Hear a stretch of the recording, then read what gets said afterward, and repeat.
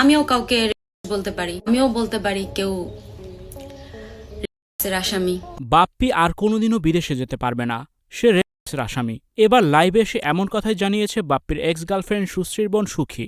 Viewers, পুরো ভিডিওটি দেখে অবশ্যই আপনার মতামতটি জানিয়ে দিন। আমাকে নিয়ে আপনারা যদি দুইটা কথা বলেন, আমার বোনকে নিয়ে যদি দুইটা কথা বলেন, আমাদের খারাপ লাগবে। আবারও বেশ কিছুদিন ধরে বাপ্পি ও তার এক্স গার্লফ্রেন্ড সুশ্রীর মধ্যে বাকবিতণ্ডা চলছে। সুশ্রী বলেন বাপ্পি এখনও তাকে ভুলতে পারছে না, তাকে নিয়মিত স্টক করে সে, এমনকি ফেক আইডি দিয়ে তাকে প্রতিদিনই মেসেজ করে। সুশ্রীর এমন কথা বলার পর একটি ভিডিও বার্তায় বাপ্পি বলেন সুশ্রী নিজেই তার কাছে ফিরতে চায়, তার সুশ্রীর ক্যারেক্টারে ঠিক নেই, এমন বাজে চরিত্রের কারণেই তাকে ছেড়ে দিয়েছে বাপ্পি। মেয়েরা আছে যারা মনে করে শর্ট ড্রেস পরা মডার্ন আর দু একটা ইংলিশে কথা বলতে পারা মানে শিক্ষিত।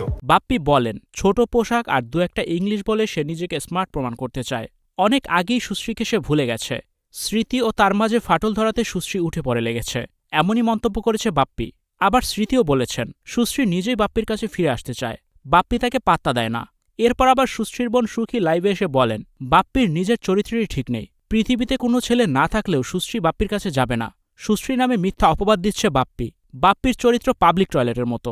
সুশ্রী বলেন বাপ্পি আর কখনোই বিদেশে যেতে পারবে না, সে রেপের আসামি। মুখ ফসকে এ কথাগুলো লাইভে বলে ফেলেন সুশ্রীর বোন সুখী। এরপরও নেটিজেনরা দুয়ে দুয়ে চার ঠিকই মিলিয়েছেন। বলেন বাপ্পি আসামি বলেই 1 বছর ধরে আয়ারল্যান্ডে আর যেতে পারছে না, সে বাংলাদেশে আছে। বাপ্পি সুশ্রীর মধ্যে যেন আরও বাড়িয়ে দিয়েছেন সুশ্রীর বোন সুখী। ভিউয়ার্স, এই বিষয়টি নিয়ে আপনাদের কি মতামত জানিয়ে অবশ্যই কমেন্টস করুন, আর ভিডিওটি শেয়ার করার অনুরোধ রইল।